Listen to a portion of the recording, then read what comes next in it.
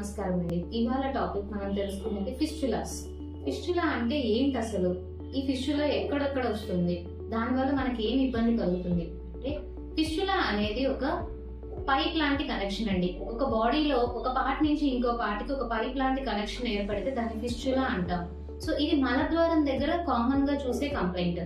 ఇది ఎందుకు వస్తుంది అంటే, మనం విరోచనం సాఫీగా వెళ్ళక మలబద్ధకం వల్ల మనకి ఫిషర్స్ కానీ పైల్స్ కానీ ఉండి రిపీటెడ్ గా అంటే తరచూ మనకి మలబద్ధకం వల్ల అక్కడ పగుళ్ళు ఏర్పడితే గనక విరోచనం చివరి భాగంలో చిన్న చిన్న గ్రంథులు ఉంటాయి. ఆ గ్రంథుల్లో ఇన్ఫెక్షన్ ఏర్పడి అది స్వరంగం లాగా లోపలికి తవ్వుకొని చర్మం మీద ఒక ఓపెనింగ్ ఫామ్ అయ్యి లోపల నుంచి అంటే చర్మం మీద నుంచి విరోచనం పైప్ లోకి ఒక కనెక్షన్ లాగా ఫామ్ అవుతుందండి.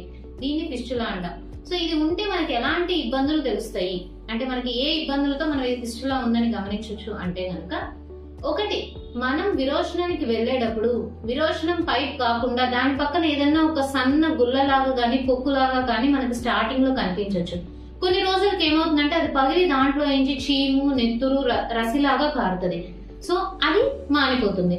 మళ్ళీ కొన్నాళ్ళకి మళ్ళీ రావడం మళ్ళీ పగలడం అంటే తరచూ ఒకే ప్రదేశంలో అంటే ఒకే ప్లేస్ లో మనకు ఒక చిన్న పొక్కులాగా వచ్చి పగులుతూ దాంట్లో నుంచి చీము నెత్తురు రావడం మళ్ళీ మానడం జరుగుతూ ఉంది. అది విరోచనం భాగానికి దగ్గరగా ఉంది అంటే గనక అది ఖచ్చితంగా ఫిస్టులా అయ్యే అవకాశం ఉంటుందండి. సెగ్గడ్డ కాకుండా అది ఫిస్టులా అయ్యే అవకాశం ఉంటుంది. ఎందుకు నేను ఇంత స్ట్రెస్ చేస్తున్నాను దీని గురించి అంటే గనక, ఫిస్టులాకి ఎటువంటి మెడికల్ మేనేజ్మెంట్ ఉండదు.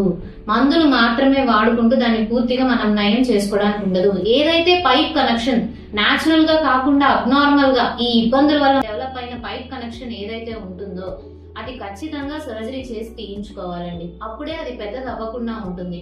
సో దీనికి సర్జరీకి మనకు విధమైన రకాలు ఉన్నాయండి. అందులో ఓపెన్ సర్జరీ చేసుకోవచ్చు, లేజర్ సర్జరీ చేసుకోవచ్చు, లేదా video assisted minimally invasive surgeries advanced techniques చేసుకోవచ్చు అండి. సో ఫిస్టులా అనేది మీకు ఉంది అనే డౌట్ ఉంటే కనుక ఖచ్చితంగా చెక్ చేయించుకోండి. దానికి వెంటనే ట్రీట్మెంట్ తీసుకోండి.